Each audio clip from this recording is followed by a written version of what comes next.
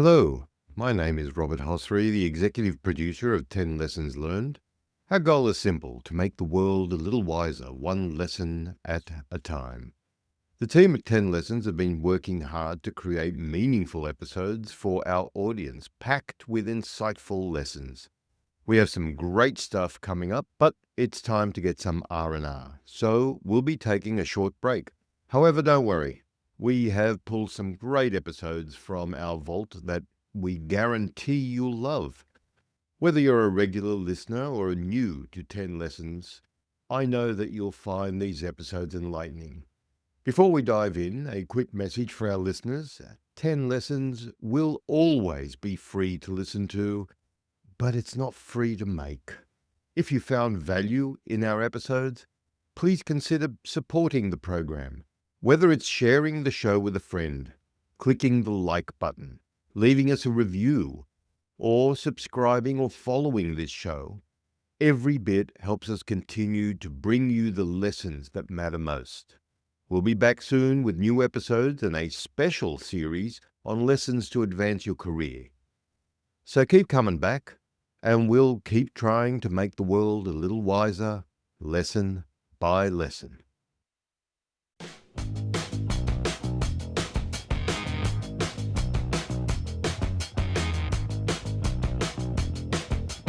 Hello and welcome to our podcast, 10 Lessons It Took Me 50 Years to Learn, where we dispense wisdom, not just information, not mere facts, to an audience of future leaders around the globe. In other words, we will be talking to interesting people about their interesting experiences. My name is Siebe Vanderzee and I'm your host. I'm originally from the Netherlands and currently living in the state of Arizona, also known as the Dutchman in the desert. My company is involved in executive search and performance coaching. In my career, I've had the opportunity to live in 4 countries on 3 continents. I hope you will enjoy this program. Our guest today is Jacob Butler. Jacob is a member of the Salt River Pima-Maricopa Indian community, and he is an Ankh Akimel Otham, the indigenous name of his people. He has lived within the community his entire life.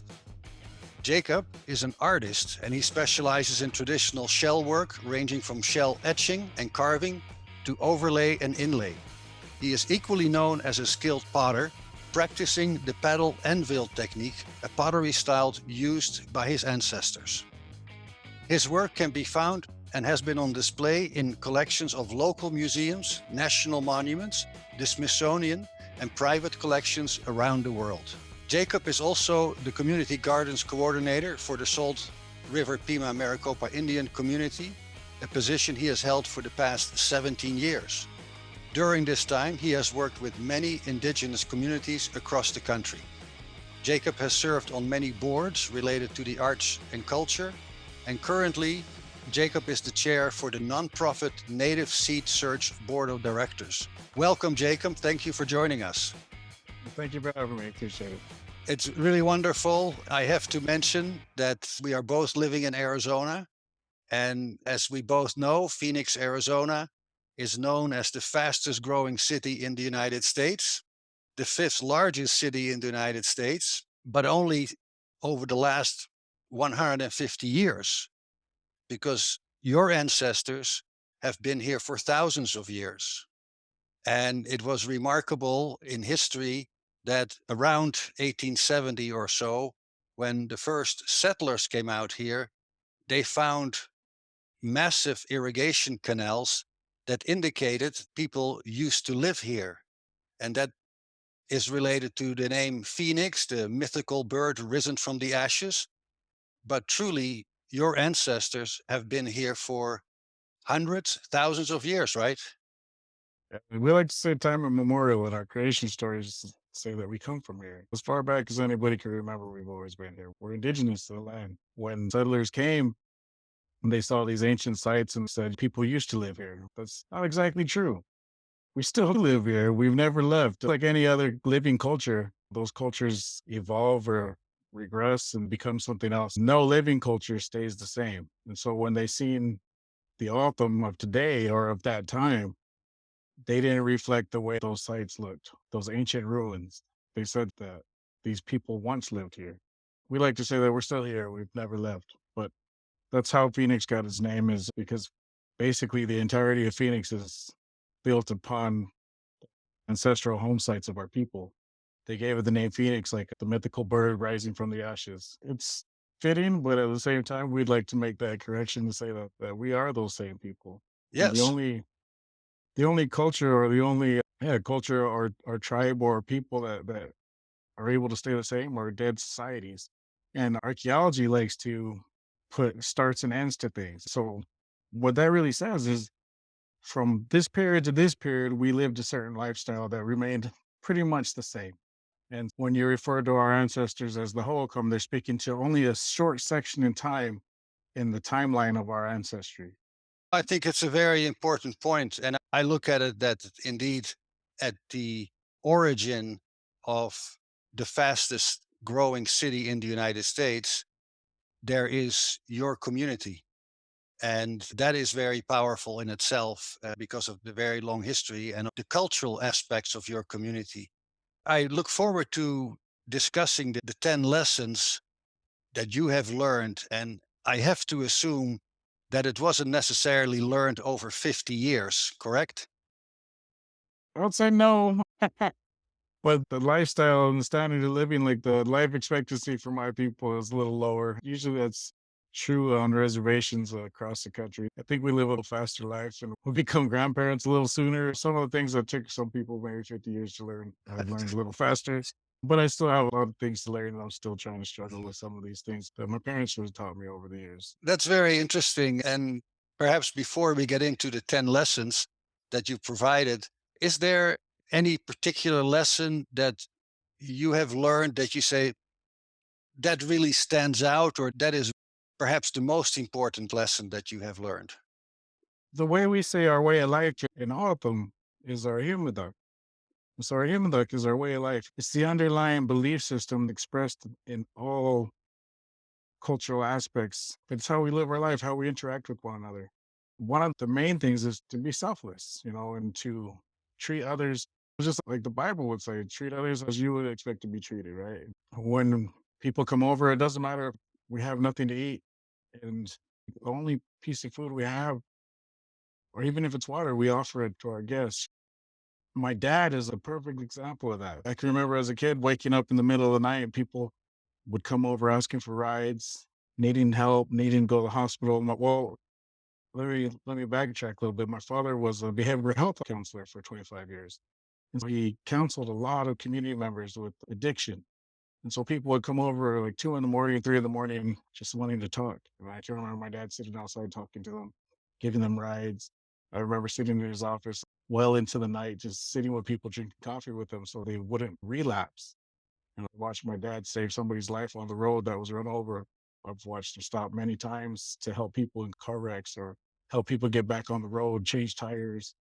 And I've watched people drive down the road with his car and him not in it. So I've seen that growing up. And I think I've seen it so much that I had the opposite reaction where I was less willing to help because I felt people took advantage of. But my dad can go anywhere in this community and even outside of this community, and people know him and people respect him. My father had a really good name and is based on the principles that he lives his life. And he's truly the most selfless person I know. He's one of the happiest people I know. I think he's more happy in the service of others. And that's something I'm still trying to do. Try, but in no way his equal in the respect. Yeah, that's a very interesting point. Obviously, something that we should all adhere to, helping others and taking care of others, especially those who need it, who are in a position where they cannot take care of themselves. And it's good to take the example of your elders, your parents, and your father in particular. That's a good lesson to learn, even if when you're young, many of us tend to be a little bit more selfish, right? I definitely live that life. But I think it's returned to you tenfold, and I think in his experience and watching him, I've seen people come and help him and do things for him, even when he never asks. It's just a good way to live your life. When I was looking at the truth you asked me to explain, I didn't realize it, but a lot of what he's taught me is rubbed off on me. I do find those values being expressed in the things that I do and in my life. It's just a shadow of how he is. That's something that I'd strive for. Well, that's a great point. When we look at the lessons learned, the first lesson that you provided, know your worth. What comes to mind with that? So I use an example of my art.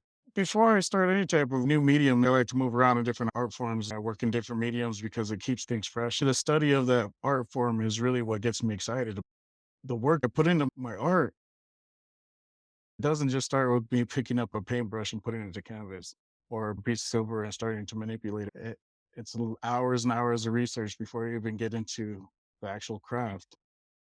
I would go to market, and because I felt that I was not of the degree or standard that some of these artists that were known or had names behind them and had a lot of experience, I would sell my work for a lot less, and I would downplay my own worth in the conversations that I have with the customers.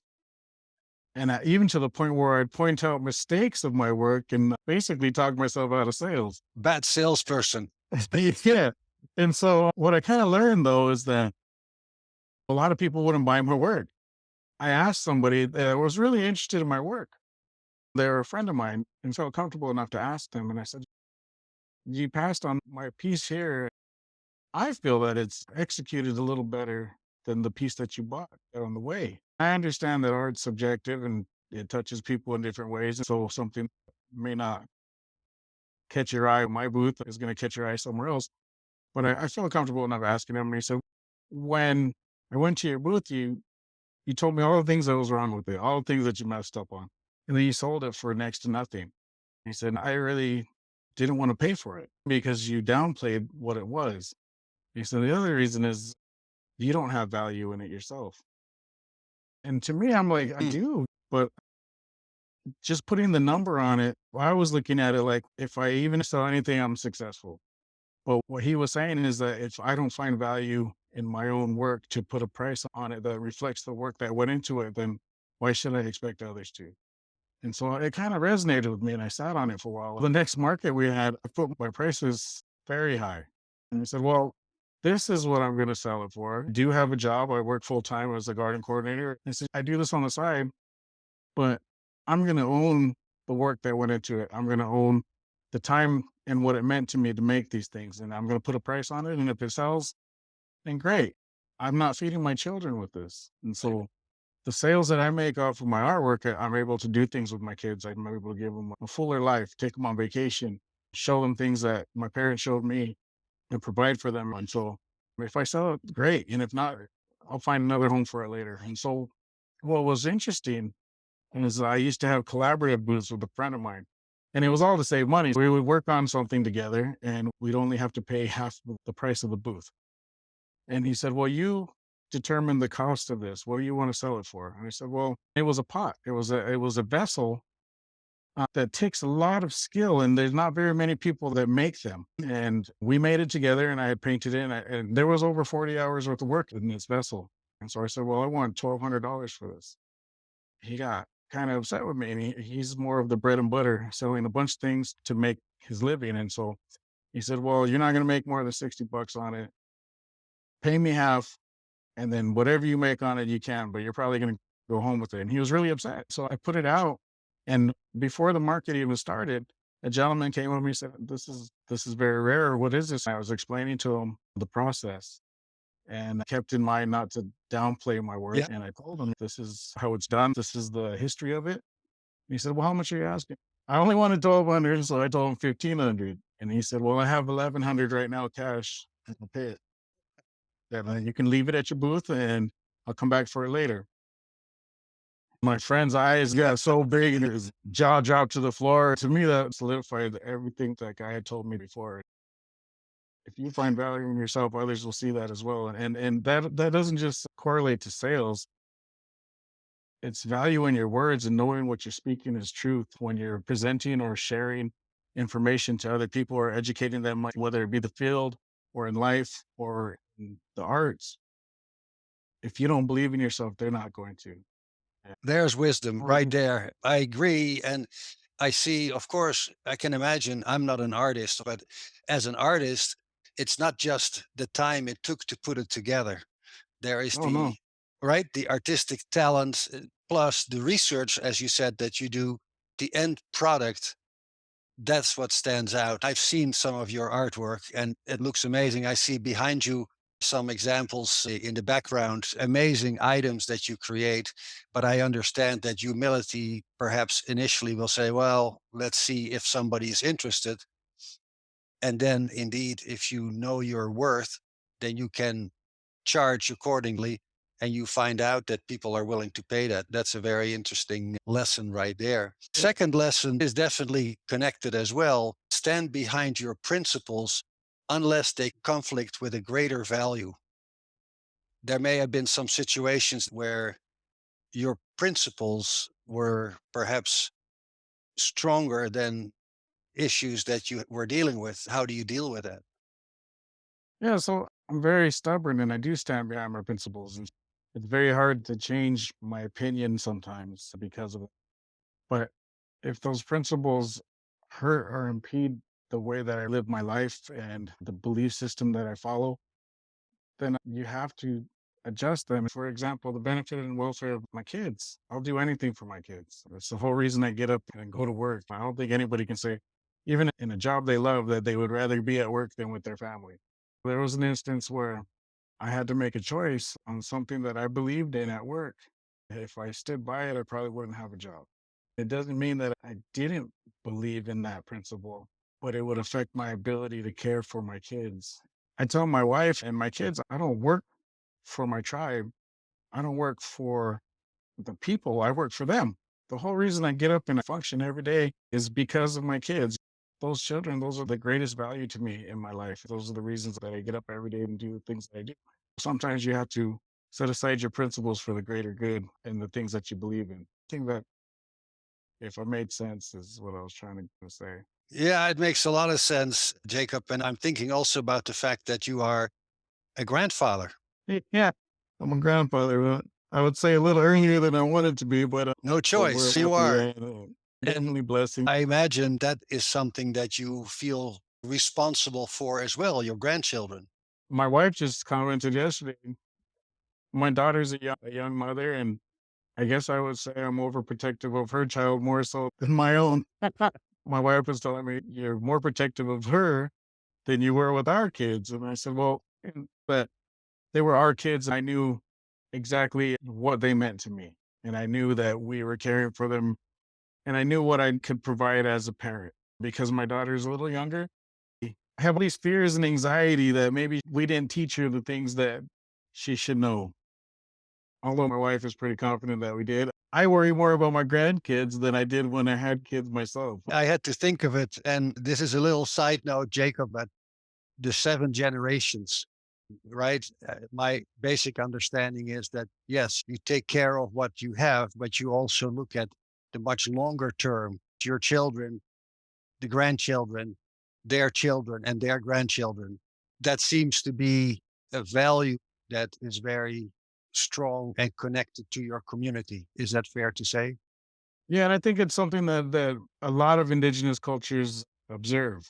And so Yeah. there's hundreds of indigenous tribes of the Americas, of North America alone, and then you talk about Central America, South America, and all over the world. A lot of them believe that, the actions that we take today have lasting effects. The things we do today will resonate through time. And so how like another group and these people that are really respected, I believe they're known as the seventh generation fund. They say to be good ancestors. When our Yeah. children's children's children look back on our time, how will they look at us and what will they say about the deeds we did? Were they for the benefit of all or were they for personal gain? That is very in line with the way that our way of life here, living that life in a good way. But would you agree that that's not necessarily a shared value all over the United States?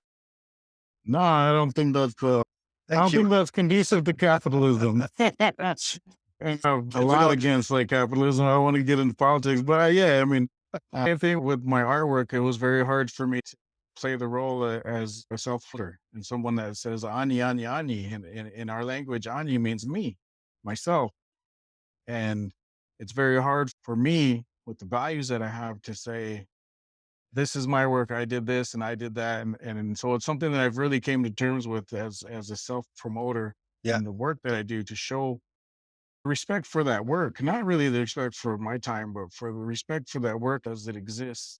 I think that deserves it. And so coming into that realm is just different than these traditional beliefs. When sure. we talk about us and ours is more of the we and less of the me. But it's something that we have to come to terms with if we want to compete I and like walk it. in these two worlds. I do like it. I think it makes sense. It's not, it's us, it's we. Yeah, I think so. You touched on indigenous people in other countries. And the third lesson that you list is engage the world. What Yeah. do you mean with that? One of the greatest gifts that my parents gave me was the understanding that our world doesn't end on the border of our reservation.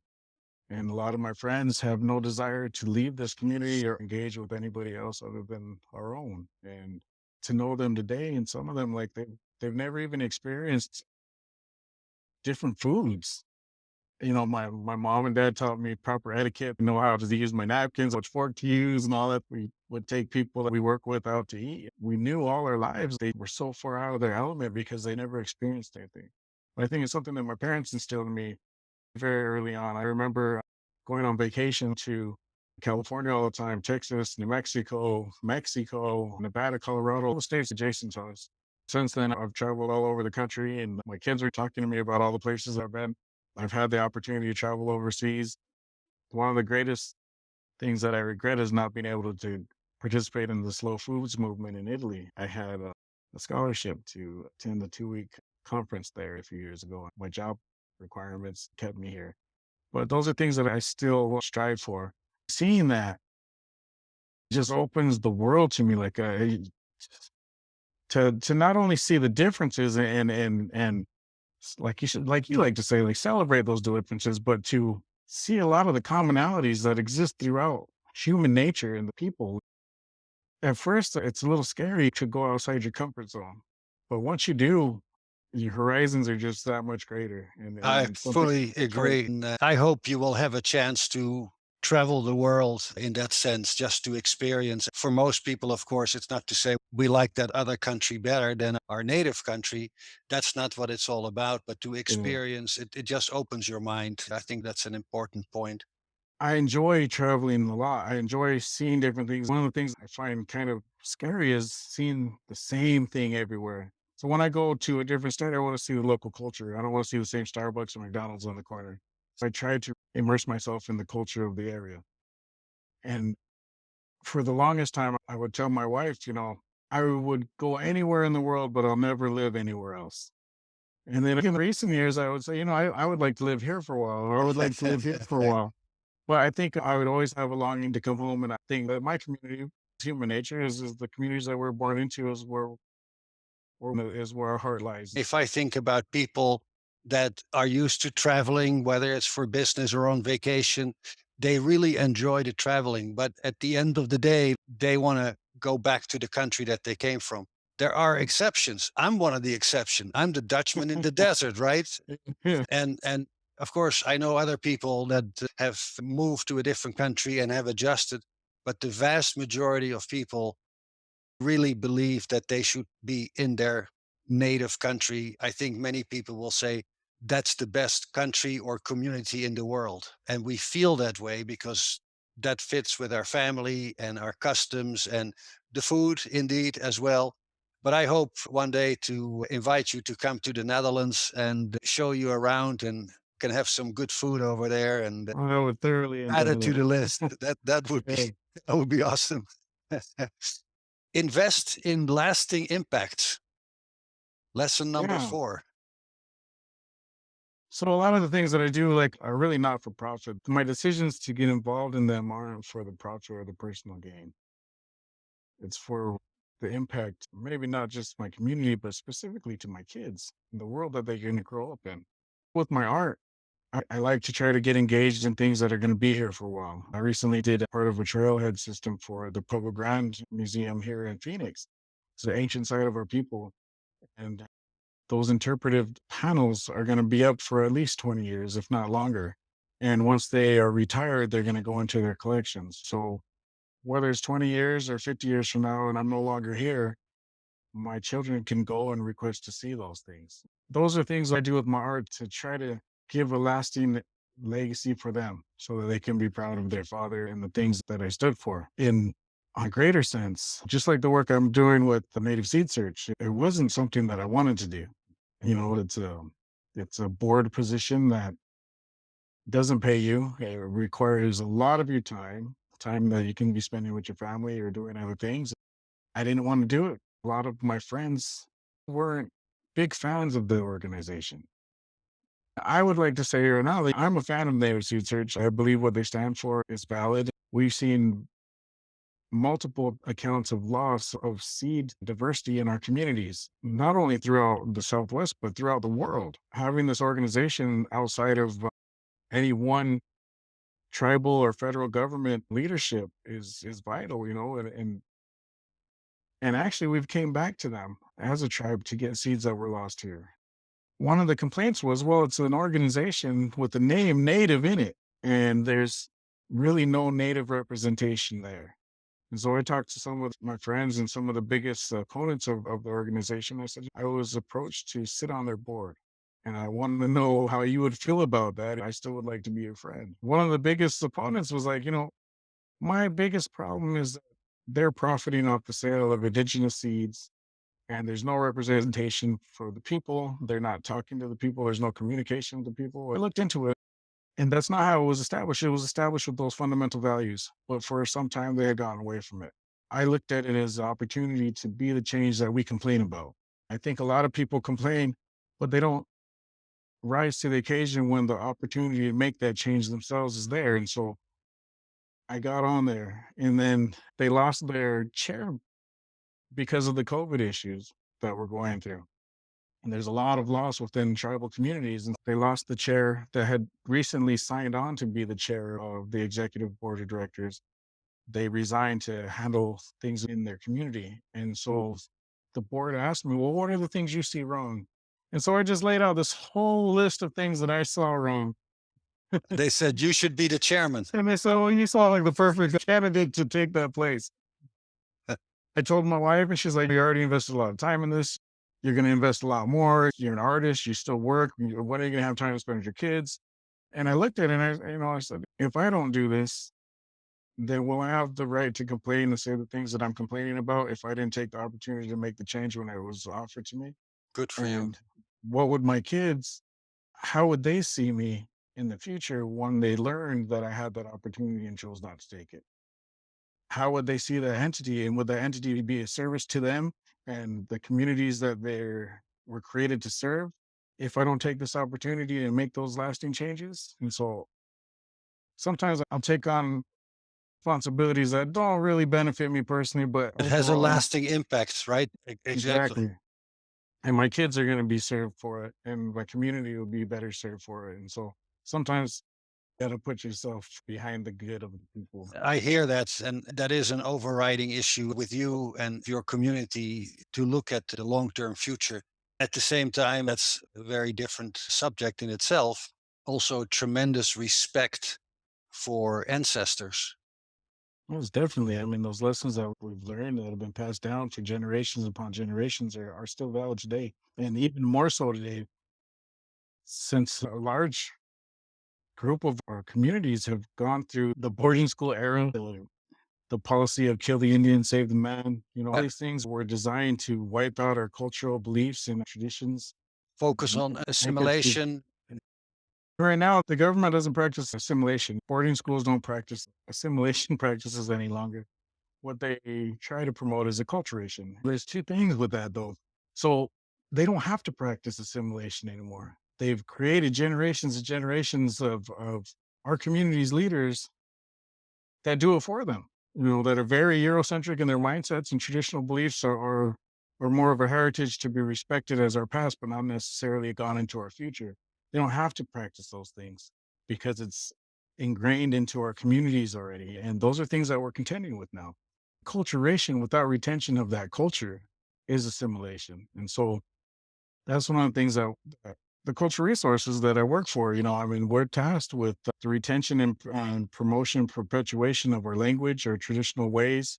And I feel very blessed to be in this position and be able to do my part to maybe find a balance because we're Well, moving yeah. into the 21st century like very fast. We're a very developed community. We have vested interests and we're financially stable, but I would hate to have it be at a cost of our culture, in Can my agree opinion. with that, of course. And the little bit that I know about your culture, it's very impressive. And we don't want to lose that. And I'm just your neighbor, right? When I think about the next lesson, address issues with solutions, not complaints, it kind of fits with what we were just talking about.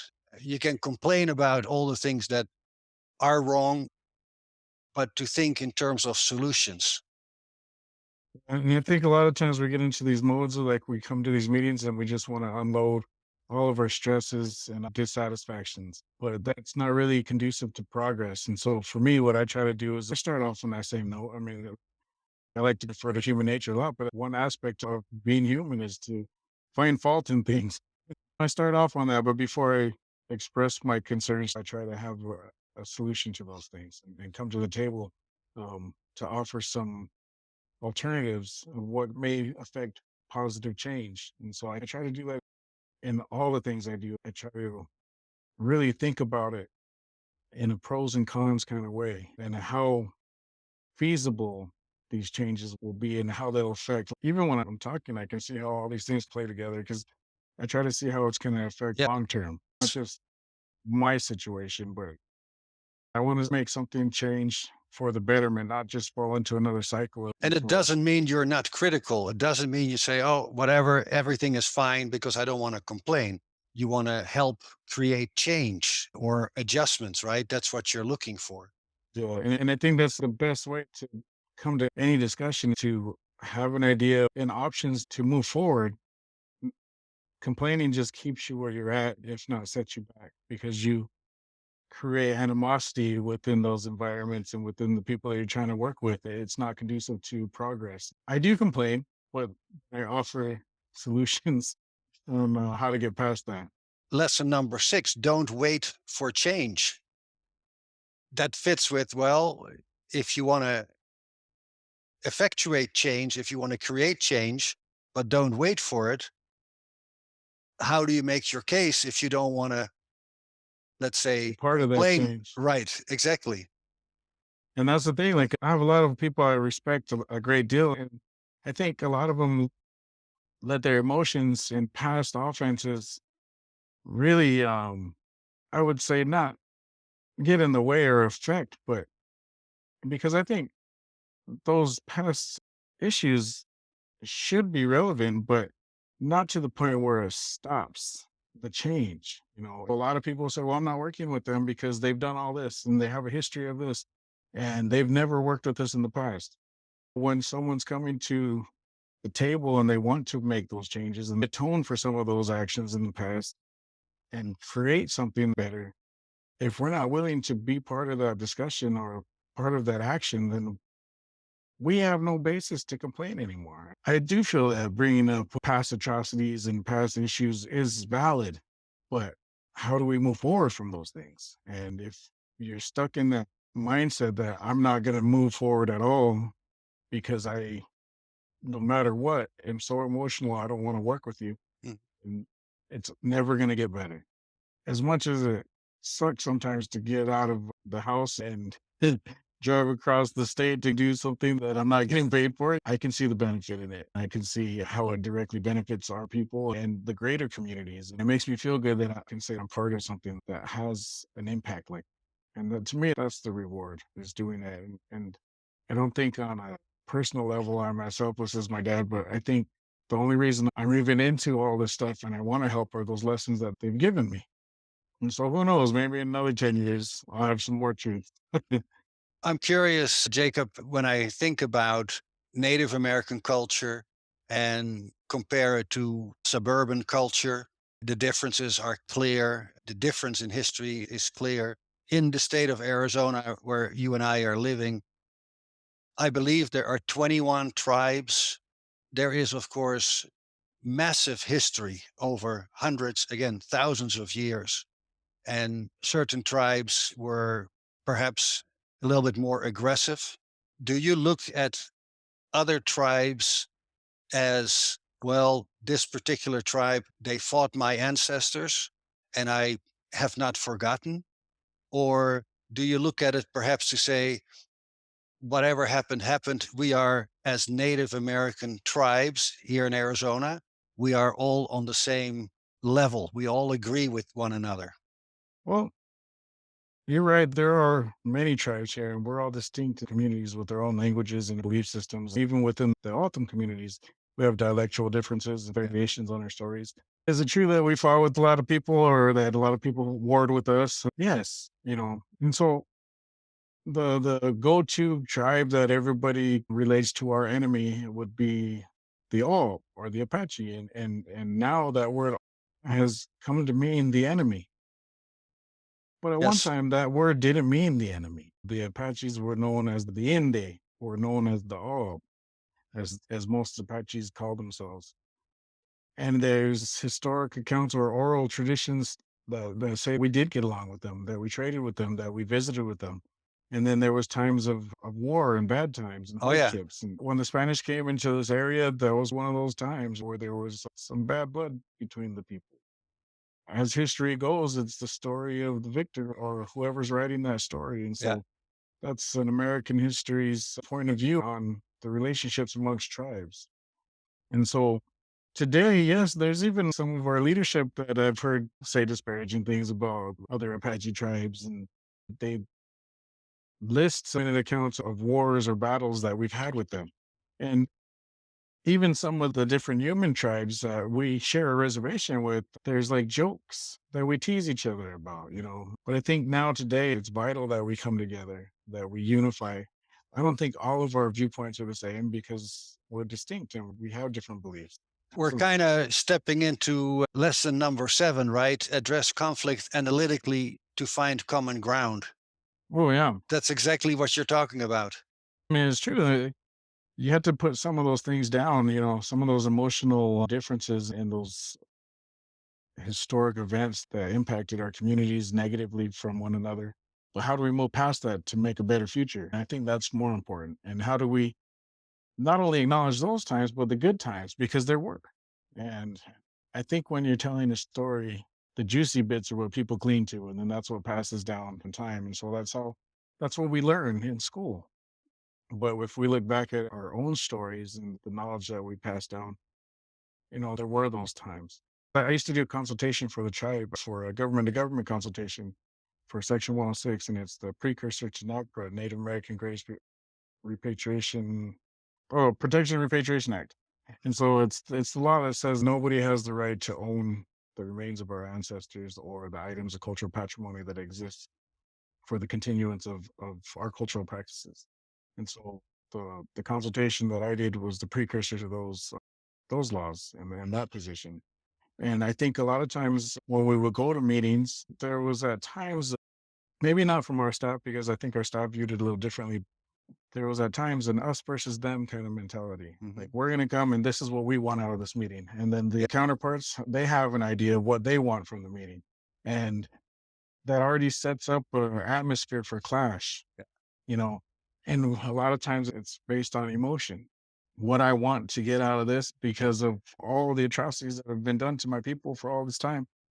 I'm not going to budge at all. This is what I want, and this is what you're going to give me. But to me, like I said, it's not conducive to lasting change, and it's not conducive to getting somebody to hear your point of view. So I really like to weigh out those things, think of the impacts and what I'm requesting and what they're asking and how that affects the outcome. And is it something that we're fighting for that's of no value, really, but just to win? Or We need more people like you who think like you, I would say, around the world, to try to find common ground and understand that not everybody is in agreement.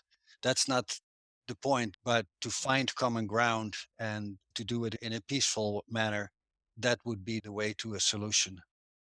and I think when you start to get emotional, then your train of thought is impacted, and analytical thinking or your logical thinking is kind of out the door. And so it becomes a fight. And I don't really see that conducive to success. So I try not to do that. And I try to play the devil's advocate as well and see other points of view.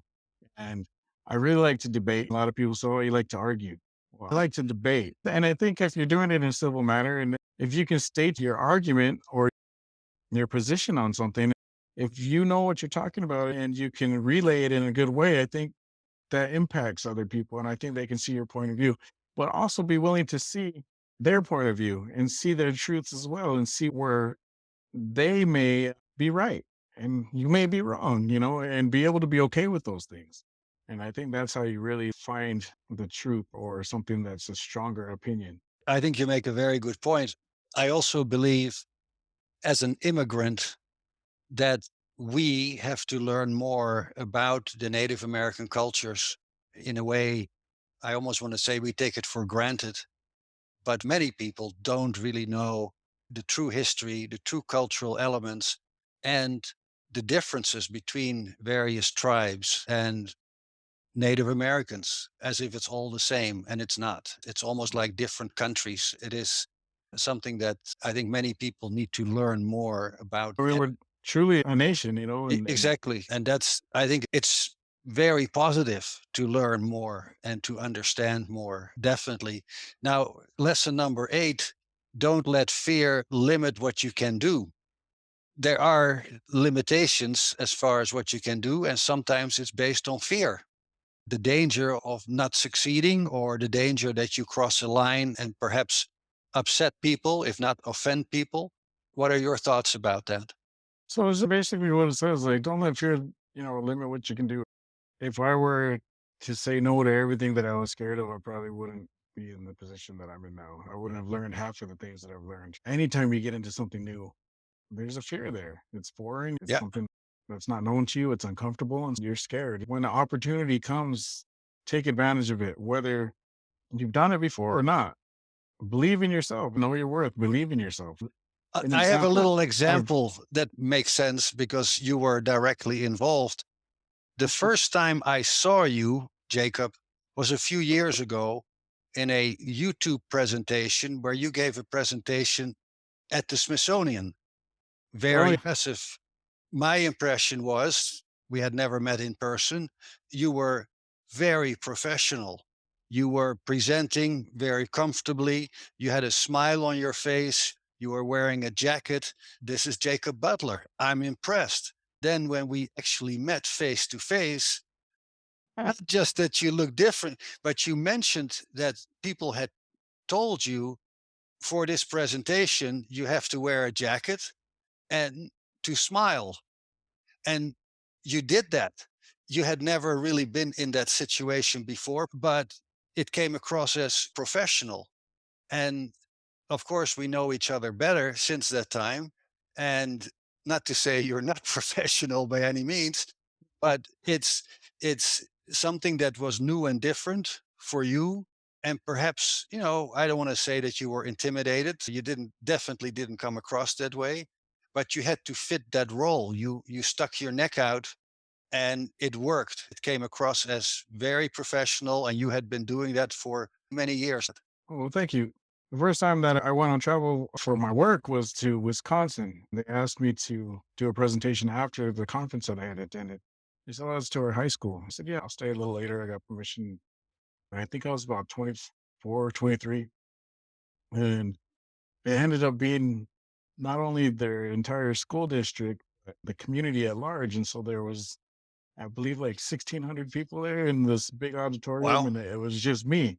And so as a young adult, I was very antisocial. That was my first trial by fire, to present in front of large crowds and things like that. And it came comfortable to me because I knew what I was talking about. I was confident in what I was saying. And I think when I did the NMAI Artist Leadership Grant, what was really, I guess, directly related to what I was saying here is a friend of mine had taken me on travel with him to his leadership grant the year before. And I said, I can do a lot of this stuff. I study these shells and I would love to have the opportunity to come back. The person in charge of that program, Kevin Lewis, said, well, like Nike says, just do it. And he said, have you ever wrote a grant? I said, no, I don't know the first thing about writing a grant. He said, well, just do it. You never know. We came home and I didn't think anything of it. There was a 1 week deadline before it was brought up again. My friend said, hey, did you write that grant? Did you apply? I said, no. And he's like, why? And I told him because I've never done that before and I don't want to fail. And he said, well, just do it. Like he even said, just try. And so I wrote that grant 2 days before it was due. I submitted it on the final hour, and it was the first grant that was ever approved. And since then, I've written a couple more, and I've achieved them. I never knew how to write grants until I tried, and I've learned how to do them a little better.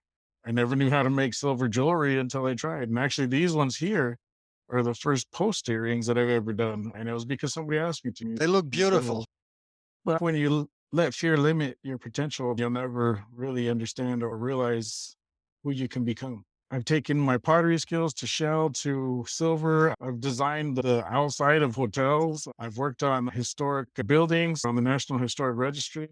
I've painted murals with a friend at a national monument. The country's first national monument was Casa Grande ruins, and we painted murals within their visitor center, and we actually starred small roles in their visitor orientation film. Those are things I've never done before, but I didn't let that stop me. Has there been times that I failed? Yes. Is there going to be failure in your life? Definitely. You shouldn't let that stop you from You trying. you At really least try. have come a long ways, and a lot because of your artistic talent. I remember a few months ago the Hayden House in Tempe, right? Mm. Which is a historic location, but you were involved with your artwork there as well. I imagine that every time you are part of something like that, it builds on each other, right? It just elevates you and the confidence comes with that. It's impressive. We'll see what will come next. I think that's always the big question. At the same time, you're on that track and it's powerful. It truly is powerful. I Lesson think number 9, follow through, but know when to ask for help.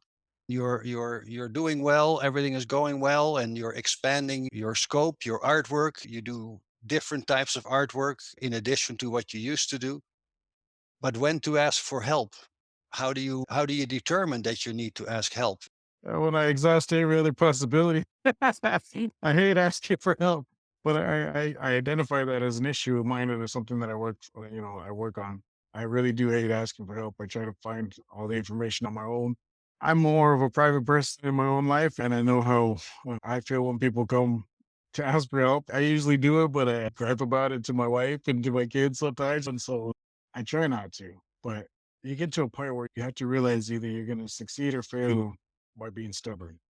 If you want to be stubborn and you don't want to ask for the help that you know you need, then you're not only going to fail yourself, but you're going to let people down. There's been times that I've worked on stuff and it was the first time I had to go out and find someone to help me. And what's really cool is their willingness to help me. I think that was based on our relationships and the things that we had shared in the past. And the same thing with all these different things. I've worked on these hotels and national monuments and things like that. And one fell into the other. And it was based on these relationships that I had with the city or certain groups. Through working with them, they knew me and they're like, well, this is a really good guy. He's always helped us out. Well, let's offer this to him. Let's see if he's able to do this. And I think it's kind of that karma, like what you put out in the world comes back to you. And so I always try to give my help. But sometimes I'm not always happy about doing it and I'll gripe on my own to myself, but I do. I try to help when I can and it's come back to me. That's interesting. As you mentioned earlier, you referred to your father, but I know you do the same. When people ask for your help, you're ready to step in. You've given several examples of that. It may be a form of humility that we all have to a certain extent. It may be difficult to ask for help, but to offer help, there's no reluctance. That's what you do automatically because you want to help. And at the same time, asking for help sometimes is difficult, but you have to figure out, like you said, that moment that you say yes. You have to come up with that moment for yourself to say, at this point, I need to have some assistance. For me, like my dad, when people ask him for help, he just gets up and does it. He doesn't gripe. He's happy he's doing, he's cracking jokes all the time. And I think that's something that I'm dealing with right now. I'll gripe, I'll crack jokes and lay Sure. down on it, but I still complain. And that's not really how I was taught. But also, I was also taught that you shouldn't have to ask for help and you shouldn't offer your help. You should give it. If somebody needs to sit down, then you get up and give them your chair. If they're hungry, you feed them. You don't ask them if they're hungry because that puts the ownership on them to Yeah, ask for that food. yeah. And so if somebody says, "Hey, would you like to eat?" I'm going to be polite and say, "Oh, no, I'm okay." But if someone were to put a plate in my hand and say, "Here you go, sit down and eat with us," then I'm going to accept that as a gift and respect the person that gave it to me and eat it. Same thing about giving up a seat. I'm going to respect the person that offered it to me, even though I really appreciate it. It's a traditional custom because you don't require that acknowledgement of needing help. Lesson number 10, I find it quite powerful. The greatest change I can affect is my own. And a friend of mine told me that a long time ago, and I was like, "Oh, that just sounds stupid." But I was like, how is just changing my way of living any different? Like, how is that gonna do? How is that It's, gonna make an and you impact? say it's the greatest change, right? It's not Yeah, just a change. The greatest change I can affect is my own. I didn't really believe that, but after 20 years of following things that I believe in, what's fundamental to me, those fundamental values that are important to me, I focused my work on these things. Through my actions, I was really only working on myself. And then I was placed into positions because of the work I was doing. Through my actions, other people came and asked, or I was able to teach. I freely offer my help, but I don't force it upon anybody. Even at work, which is a little different, I don't say, "This is how you're supposed to do something." I wait till somebody asks. When they want my opinion, then I share it. And I always share it in a way that's respectful as well, because even within our own community, family circles teach things a little differently, and communities vary even greater. And so the way I like to say is this is how I was taught, or how I know it, or how I was brought up. This is what I learned. I also make the distinction to say that those may be different if you're from a different community or a different family. An example is this garden program that we started in '98, and it was started at the school here, and then that stopped. And then in 2004, it started again. And at the time, farming was not something that was conducive to success here in the community. Nobody really wanted to do it. We're a farming community, we're an agricultural society.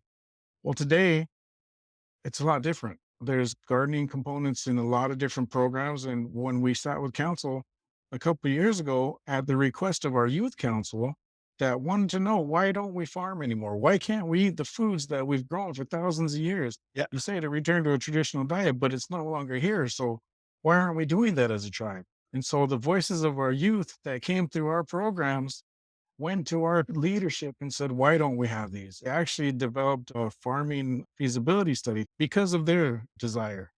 And so there's been a big change. And when we were sitting there talking with them, they said, "Well, did you work with the Boys and Girls Club and see how they're doing their garden program? Or did you work with the food bank and ask them how they did their program? What about the high school?" And they named a bunch of other programs within the tribe departments that have their own gardening components. Even our juvenile detention center and our adult detention centers have gardens. One of the things that really impacted me personally was that I had the opportunity to say, we helped develop those. We started that. Every time they asked us about a program that exists here, we started that. We planted that seed with them. We set up their gardens. We gave them the insight. We built those programs. And so when we were done with those meetings, my director said, "It's easy to downplay the impact that you guys have because you're just the gardeners and you guys go out and you garden over there and nobody really sees a lot of the work." But he said, when the council asked you about 10 different programs, you're the one that started them all. And so it was a really cool day for me. But more so, I can see the change that's in our people. When I drive home, I can see the gardens that are in their yards because of the programs that we had here. And so now gardening and hopefully agriculture on a larger scale isn't just something to be respected as cultural heritage. It's something that we can actually get into, and that there's support behind from the people. And eating these foods is one thing, and it helps to curb the onset of diabetes, heart disease, and obesity. But there's something to be said about actually doing the work, the big component of it. And so to see this younger generation that's going to be the future leaders of our community really vested in some of this work is powerful. And it shows that the impact that we make can be greater than yourself. And so through that change that I made in myself, I can see it in our community now. And so I believe that. I want to ask you one more question, put you on the spot here. If you think about lessons learned, is there perhaps a lesson that you have unlearned in your life? Anything that you used to do and you were happy and convinced it was the right thing, and you came to a point where you said, you know what, I need to do things differently. Have you had a moment like that? I touched on it earlier. I said that, I was very antisocial as a kid. And for all the work that my mom and dad, invested in me and all the time that they spent. I was in Boy Scouts and baseball and all these other different like extracurricular activities, and we were like the first Boy Scout troop in any reservation in the United States, and my dad had a hand in that. And for all of that effort, I was still a really bad kid, and um, I did a lot of bad things as a kid, and where I went to school was in the city, and at the time that I went to school was in the 90s, really, and in the 80s and 90s in Phoenix was a dangerous time to be here, and it was very much segregated or separated by our own doing, and so when you went to school, you seen these little groups of all the native kids, and you see all the little groups of like the churchgoers, like the LDS community, and then the Chicanos, and then not just the Chicanos, but the Mexicans that are of Mexican descent that are from Mexico. They would hang out with each other, and um, the black students would hang out with each other, and then the white students would hang out with each other, and they would all separate themselves. Yeah. And at the time, there was a big um, like skinhead group that I went to school with, and so we clashed a lot, and I got in a lot of trouble fighting with them. And so for me, I was very antisocial. I only hung out with my own people from the res that I knew, and people that I grew up with, and I had a lot of hate in my heart, and I had a lot of hate towards people that I didn't even know because of the things that were done to me by people that looked like them Yeah. and didn't have anything to do with the people that I was meeting later in life. It was done by specific people at a specific time, but I carried that with me. And then I went to school and I learned all the atrocities that happened to um, Native Americans in general, and Yeah. and things that I didn't learn in high school or junior high, and then it kind of developed that anger in me. But I think traveling as an adult, meeting different people, and really being able to see past some of those things and know somebody on a personal level really helped me overcome a lot of that. And I don't think I would be the same person that I am today if I would have stuck to some of that and kept that hate in my heart, and being able to let go of that and really fall back on these traditional teachings of acceptance and helping not just our own people, but everybody, because we all are the same, and those differences is what makes it special. And so I think that's what I've learned is to be more accepting and to let go of this hate for things that I can't just throw on a whole group of people for no Yeah. reason. What an incredible journey. I think this is a great lesson of wisdom that you're sharing with me, with our audience, and I want to thank you for your participation in this podcast. Well, Um, thank you. And before we go, though, I would like to mention one other thing because I give a lot of credit to my dad, but my mom was a big factor in my life as well.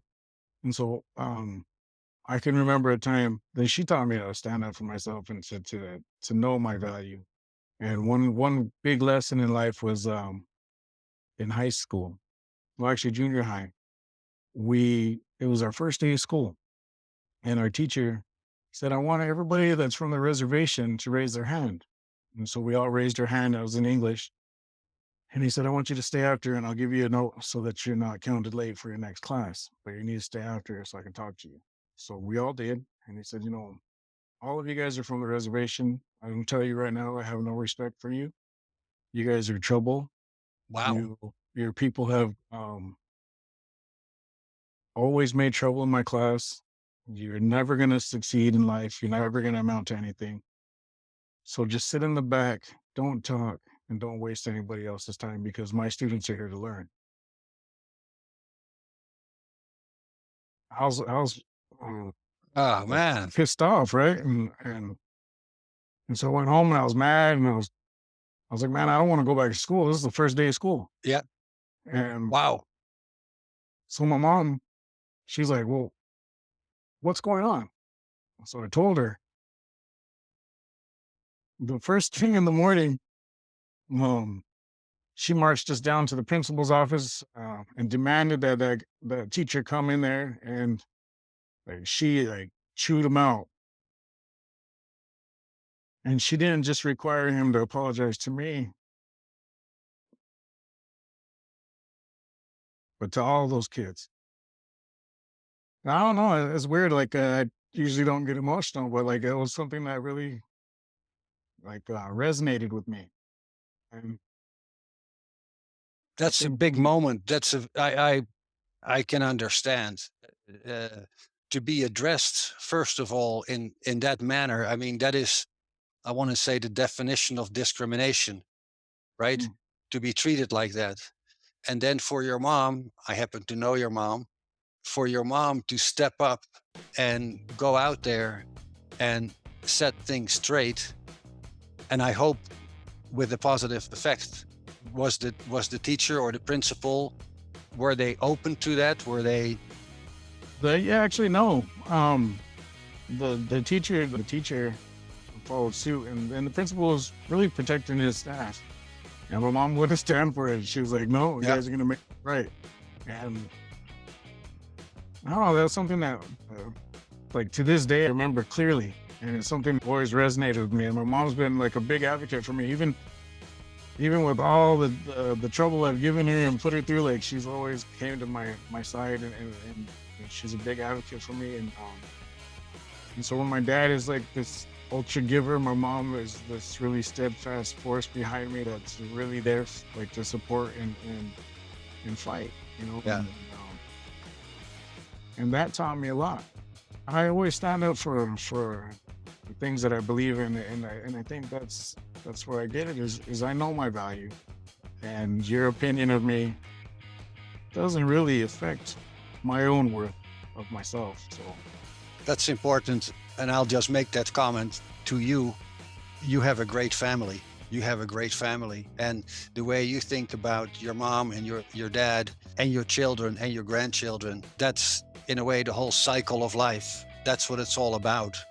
And I think it's really helpful for you to share this information. We can learn from it. That's the whole objective, of course. And with that, I'll make a few closing comments. First of all, thank you, Jacob, for joining us. You have been listening to the international podcast of 10 Lessons It Took Me 50 Years to Learn, produced by Robert Hossery and sponsored by the Professional Development Forum, PDF. Thank you, and stay safe.